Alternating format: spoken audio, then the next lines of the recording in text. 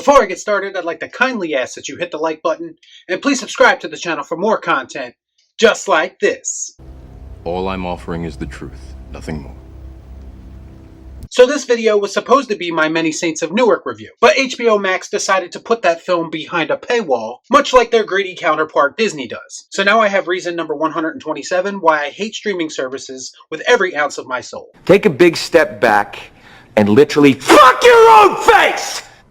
I'll see it in theaters when I get a chance and do a review of it, but right now, I have some more thoughts on Venom, Let There Be Carnage. Before I go into my spoiler-filled rant on this movie, just an FYI, passion should never be confused with negativity. If I didn't give a shit about this movie, then there wouldn't be anything for me to talk about. Now I noticed that a lot of people are using this movie already to support the narrative that critics are out of touch with what people want. I even believe that critics are most times out of touch with what general audiences want. But in this particular instance, about this movie, I actually agree with them. Get the fuck out of here! No, I cannot, it's serious! Now I don't understand why some comic book movies get a golden pass with critics and some don't, because in my mind, Venom Let There Be Carnage is a perfect example of everything that is wrong with the comic book movie genre. These movies are designed to appeal to the casual fan, with complete disregard for where these stories and characters come from. This film actually broke me, because up until Thursday night, I had hope that companies outside of Disney's umbrella would still offer variety in the comic book movie genre.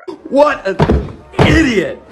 Oh, what a loser! But instead, Sony has decided to embrace the MCU style of filmmaking, with goofy comedy, lackluster characters, and CGI overload with little to no stakes in the film whatsoever. The worst part is that this movie actually takes all those ideas that the MCU uses and actually made them worse. Interestingly enough, and this is coming from me, I would prefer to watch certain MCU movies over watching Venom Let There Be Carnage again. Surely you can't be serious. I am serious. And don't call me Shirley. Because movies like Venom Let There Be Carnage are clearly trying to imitate that formula. And in effect, they are failing miserably at it. Sony isn't trying to make their own movies, they're trying to ride the coattails of what Disney and Marvel is doing. And it's gotten to the point where I can't bring myself to be interested in these movies anymore. Why should I take them seriously or get invested in these stories when the companies making them don't share that same level of care? That makes sense. Venom and Carnage are nothing but name brands to them. They had no desire to portray these characters properly. In fact, this whole movie seems like one big stepping stone to get Venom introduced into the MCU. And I say again, shared universes are a burden on storytelling. Because when you have shared universes, it's never about telling a good story here and now. It's always about teasing the next movie, or the next movie after that, or the next movie after that. And that, my friends, is a recipe for a series of forgettable films, which is exactly what Venom Let There Be Carnage is. That is one big pile of shit. To be clear, this movie doesn't suck because it's PG-13, or because it's very obviously being dumbed down to fit into the MCU. Because if you actually go back and watch the Venom arc from the 90s Spider-Man cartoon, a show that was 100% geared towards children, they still managed to give Carnage and Venom the edge to their characters that they need to exist. As I already stated, they were not concerned with portraying Venom properly. The first 20 or 30 minutes of this movie was Eddie and Venom bickering and making breakfast together. Oh, and they're also talking to Venom's pet chickens. You know, all the badass stuff we want to see Venom do. The back and forth between Venom and Eddie in the first movie came off very fresh and very entertaining. In this movie, it's like they said, well, it worked the first time, so let's double down and just make it even more cringe in this movie. They took a cool concept and overdid it. There's just no other way to explain it. And when Venom and Eddie split for a portion of this film, it has no emotional impact because up until that point, their relationship was treated as a joke. I don't care!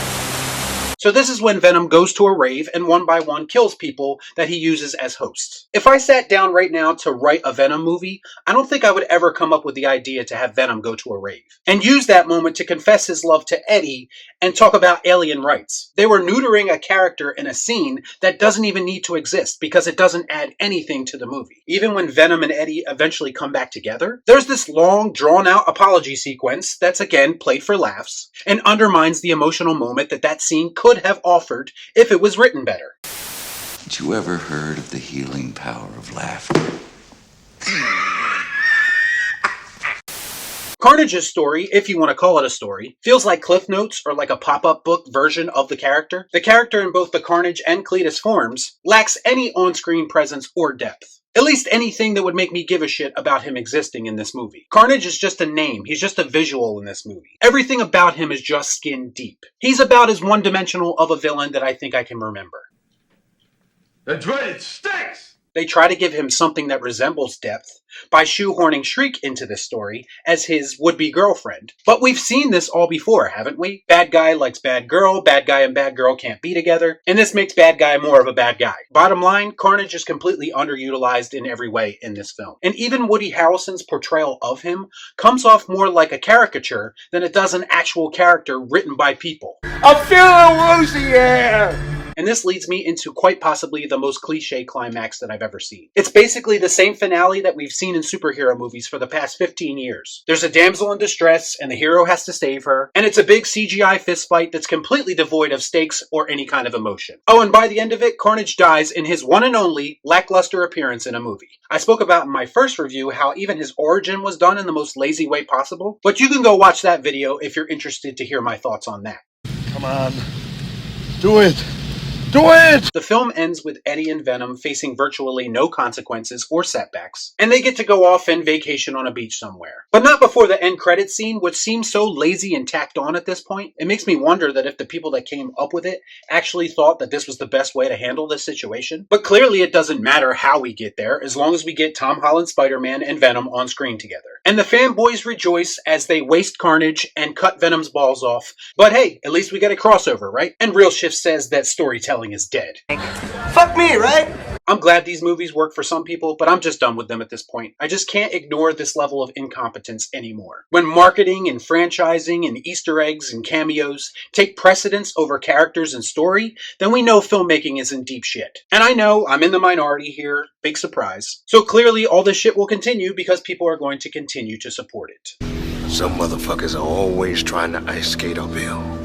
Now it's time for me to redirect my energy towards films and filmmakers that actually have something to offer. So let me know what you thought about all this in the comments down below. As always, please like, comment, share, subscribe to the channel, hit that bell for notifications, and I'll see you next time right here on Real Shift. Thanks for watching. Peace out. Make sure you hit those downvotes. Y'all be cool. Nah.